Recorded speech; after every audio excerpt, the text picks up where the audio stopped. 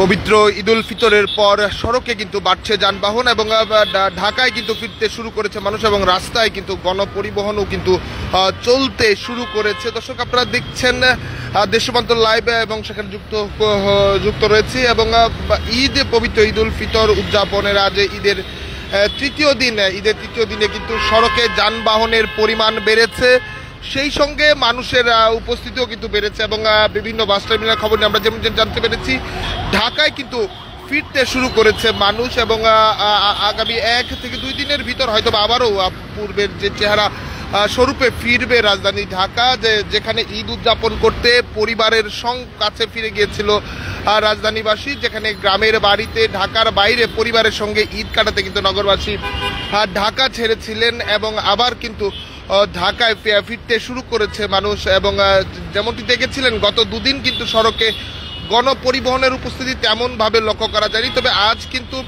সড়কে গণপরিবহনের উপস্থিতি কিন্তু বেড়েছে, সেই সঙ্গে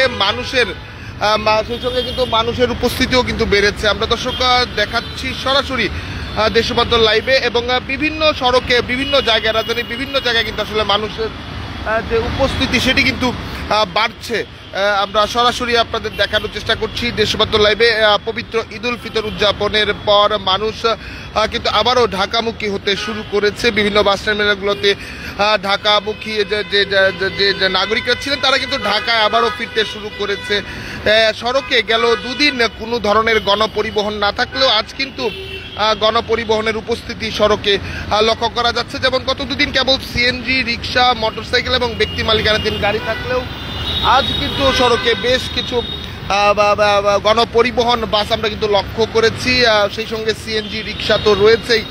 এবং এই পরিস্থিতি তখন মানুষ কিন্তু আসলে ঈদ উদযাপনের যে গেল 2 দিন শিশু পরিবার নিয়ে যারা ঢাকাতে ঈদ করেছেন তারা কিন্তু বিনোদন কেন্দ্রগুলোতে এক ধরনের ভিড় করেছে শিশুদের নিয়ে, পরিবারকে নিয়ে একটু সময় কাটানোর জন্য। শুধু শিশু পার্ক বা চিড়িয়াখানা নয়, বিভিন্ন স্থাপনা যেমন সংসদ ভবন, শহীদ মিনার, সোহরাওয়ার্দী উদ্যান, বিভিন্ন জায়গায় কিন্তু আসলে মানুষ তার পরিবার স্বজনকে নিয়ে ঈদের সময়টুকু আসলে কাটাতে চেয়েছেন এবং সেই দৃশ্যই কিন্তু আমরা দেখানোর চেষ্টা করছি গত 2 দিন। এবং আজকের যে পরিস্থিতি সেখানেও কিন্তু সড়কে যদি বলা যায় গণপরিবহনের সংখ্যা কিন্তু আসলে বেড়েছে এবং সেই চিত্র রাজধানীতে কিন্তু এখন দেখা যাচ্ছে। এবং ঈদ উদযাপন শেষে ঢাকায় ফিরতে শুরু করেছে মানুষ এবং অন্য বিগত 2 দিনের তুলনায় আজ কিন্তু গণপরিবহনের সংখ্যা কিন্তু ঢাকায় বেড়েছে এবং আগামী 2 থেকে 3 দিনের ভিতর হয়তোবা স্বাভাবিক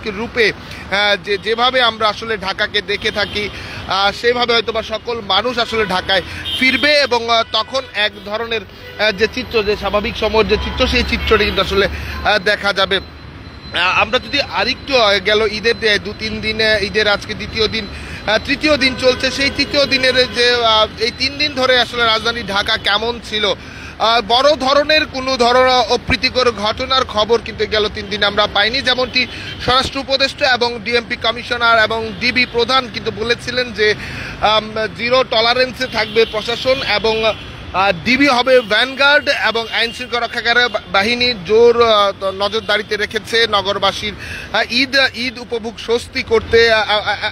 এই বক্তব্য যখন তারা দিয়েছে, এরপর আসলে আমরা তেমন কোনো ধরনের অপ্রীতিকর ঘটনার খবর কিন্তু আসলে আমরা পাইনি, এখন পর্যন্ত পাইনি, বা খবরের শিরোনাম আমাদের নজরে আসেনি, যে কারণে আমরা পাইনি। তবে যেমনটি বলা যায় ঈদ এবার অনেকটাই নিরাপত্তার যে ঝুঁকি ছিল বা ঝুঁকি নিয়ে আলোচনা হচ্ছিল, ঈদের ঢাকায় নিরাপত্তার ব্যবস্থা কেমন থাকবে।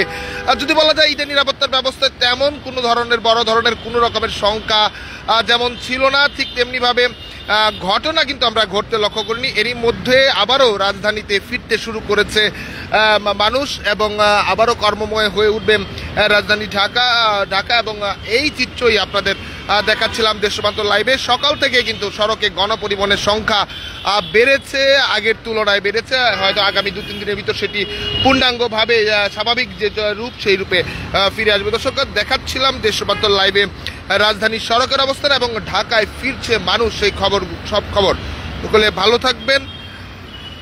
ঈদ মোবারক।